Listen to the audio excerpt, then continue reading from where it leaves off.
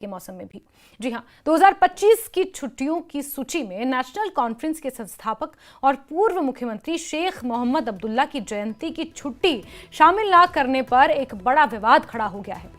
National conference के नेता तनवीर सादिक ने ट्वीट किया कि यह फैसला कश्मीर के इतिहास और लोकतांत्रिक संघर्ष के प्रति बीजेपी की सोच को दर्शाता है। उन्होंने लिखा कि उन्हें उम्मीद थी कि इस सूची में शेर कश्मीर शेख अब्दुल्ला की याद में छुट्टी शामिल की जाएगी। जो 2025 की जो सरकारी छुट्टियों की लिस्ट आई है उसमें इस दिन को लेकर छुट्टी नहीं दी गई है, जिस पर अब बीजेपी और नेशनल कॉन्फ्रेंस एक बार फिर से आमने सामने है। नेशनल कॉन्फ्रेंस के दिग्गज नेता तनवीर सादिक ने इसको लेकर ट्वीट किया है और बताया है कि ये जम्मू कश्मीर के इतिहास के साथ, लोकतंत्र के साथ एक तरह का खिलवाड़ है और एलजी प्रशासन पर उन्होंने निशाना साधा है।